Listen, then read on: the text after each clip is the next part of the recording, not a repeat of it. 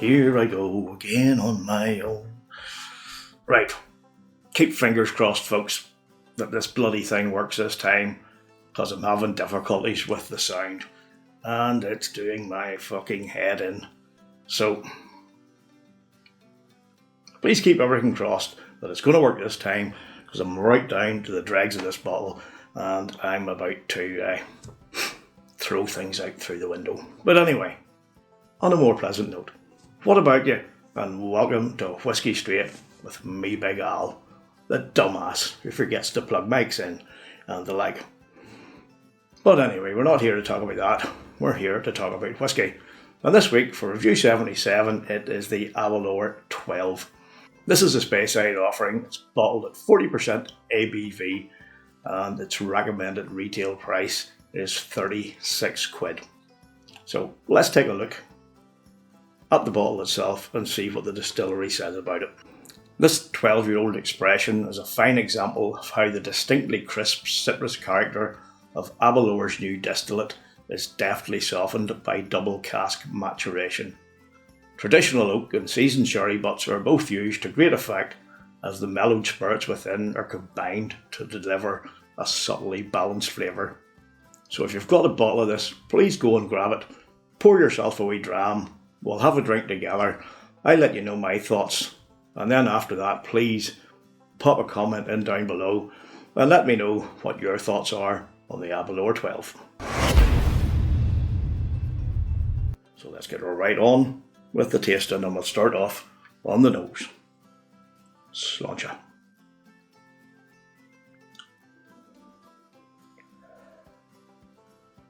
Right off, as you would expect on the delivery, on the arrival, it's classic sherry notes. There's raisins, there's sultanas, dried fruits. Getting also a wee hint of like dried orange as well. But as it keeps going, you do get that citrusy note of red apples. It does come through.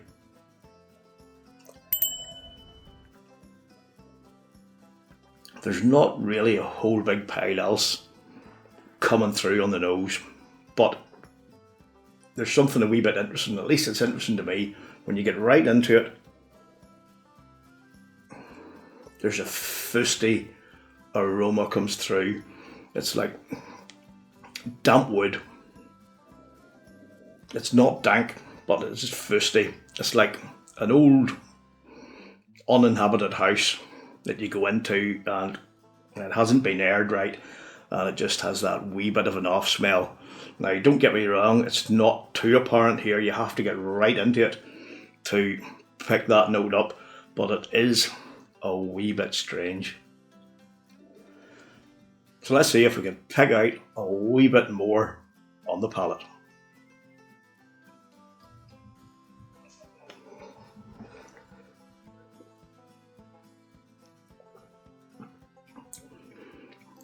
Quite a strong sherry influence again from the off. It's a wee bit sharp at first, bit of a tang or a bit of a nip, but that dissipates pretty quickly, and that brings in a sultana influence, and then it melds into a nice sort of more mellow, more lemony note. So a wee bit chuggy too on the mouthfeel. And now as it develops a wee bit across the palate, that wee initial bite is bringing with it some cinnamon spice. But it's a very light cinnamon spice. It's just like a light dusting. Gives you a wee bit of a kick at the start, but it fades quickly.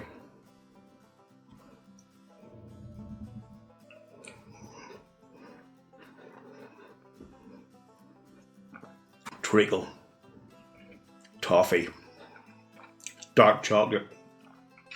That chocolate influence again, it becomes more prominent as it lingers, it goes towards the back of the palate as it evolves. And then as it does that, it brings in a nice wee surprising burst of raspberry. and it's very reminiscent of a raspberry ruffle bar. I used to love those when I was a kid, and I am prone you occasionally pick up those little 5-packs even now. So that's a really good thing in my book. Big fan of the raspberry ruffle. And as we get to the finish, it has a wee bit of everything. There's some of those sweet citrus notes that I've mentioned. There's a wee bit of spice.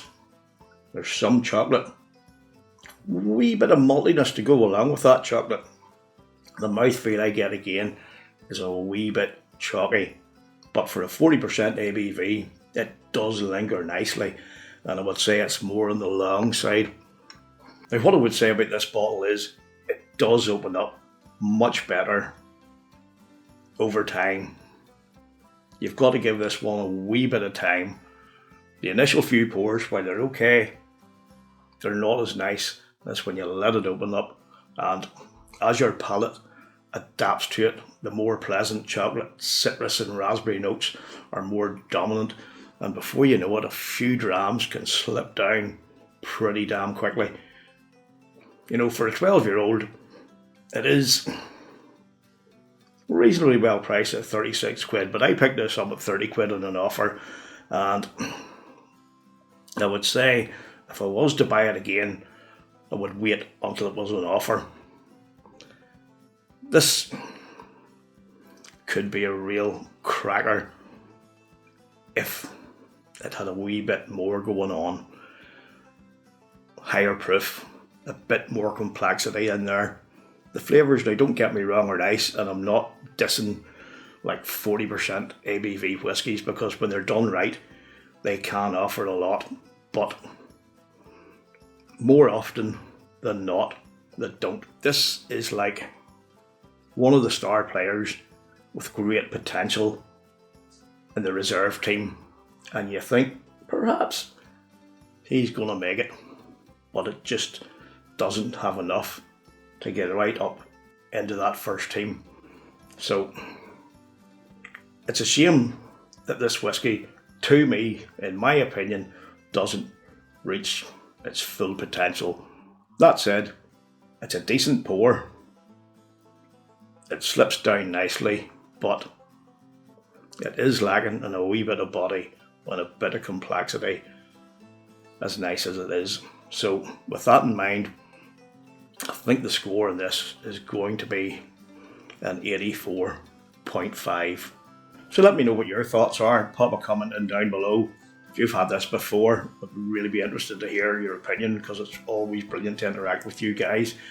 So until the next review, you folks stay safe, look after yourselves, look after each other, and most of all, keep on drinking your whiskey the way you like it. Sláinte. Thanks for watching, folks, I really do appreciate it. Please check out these other reviews, and if you'd like to support the channel, the best way is by subscribing, liking and commenting. And don't forget to ring that bell for all video notifications so you don't miss out on any future content. Cheers.